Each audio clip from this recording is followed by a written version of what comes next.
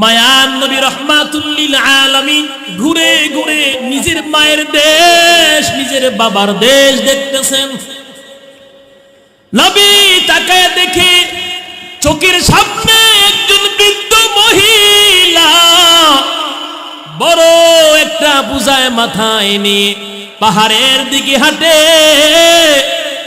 মায়ার নবী ডাক দেয়া বলে, ও বুড়ি মা একটু দাঁড়াও, এত বড় বোঝা মাথায় নিয়ে কোন দিকে রওনা হও? কারণ তুমি তো একজন জীর্ণ শীর্ণ বৃদ্ধ মানুষ। এবার বুড়ি মহিলা ডাক দেয়া বলে, রে যুবক, তুমি কি টের পাও নাই? তুমি কি ঘুমাইয়াছিলা? তুমি কি জানো নাই ওই যে আব্দুল্লাহর বেটা মুহাম্মদ, বলেন সবাই সাল্লাল্লাহু আলাইহি ওয়াসাল্লাম, ওই আব্দুল্লাহর বেটা মুহাম্মদ আমগো বাড়ি ঘর সব কিছু দখল করে ফেলেছে। 10,000-এর বিশাল বড় বাহিনী নিয়ে মক্কায় হামলা করছে।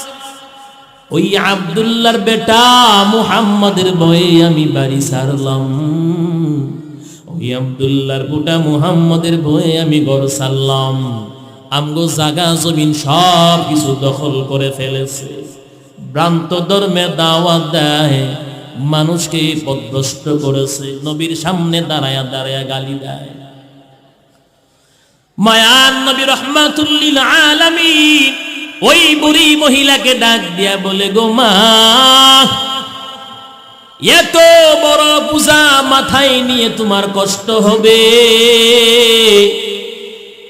আমারে যদি একটু অনুমতি দাও, আমি তোমার বোঝাটা মাথায় বহন করে তোমার গন্তব্যস্থানে পৌঁছায়া দেব।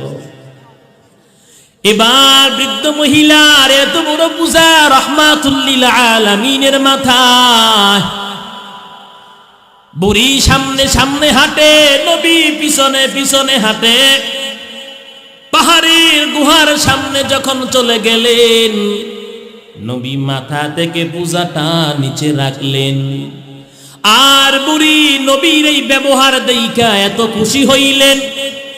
নবী ওই বুড়ি মহিলা আমার নবীর মাথার মধ্যে হাত বোলায়, নবীর চেহারার মধ্যে হাত বোলায়, আর ডাক দেয়া বলে, রে যুবক, আজকে যদি এই মক্কার আমির, মক্কার নেতা আব্দুল্লাহ পোলা মুহাম্মদ, ওই আব্দুল্লাহর বেটা না হইয়া যদি তোমার